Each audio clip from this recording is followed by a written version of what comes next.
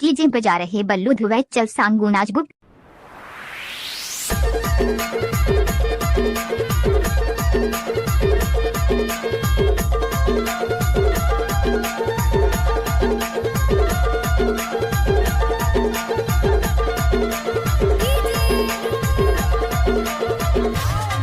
बल्लू ध्रुव जल्दा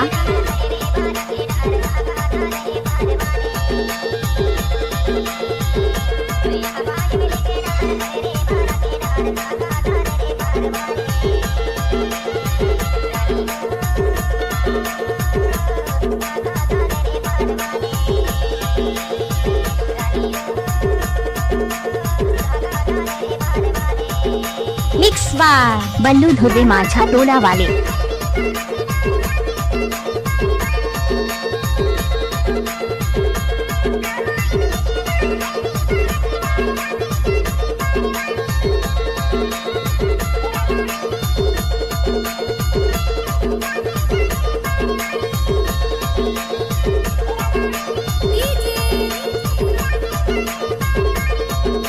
बल्लू ध्रुव जल्दा वाले।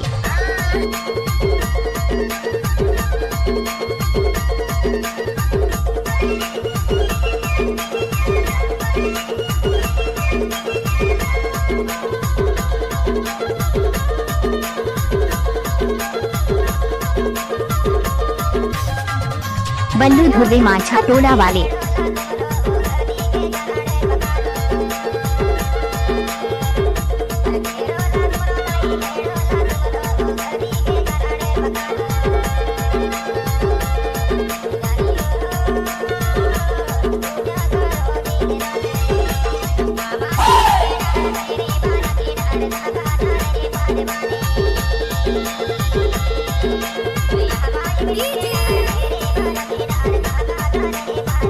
बल्लू ध्रुव जल्दा जल्दा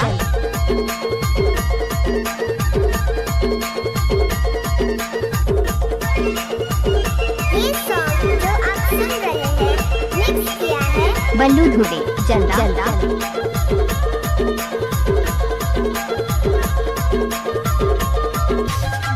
बल्लू ध्रुव माझा टोला वाले।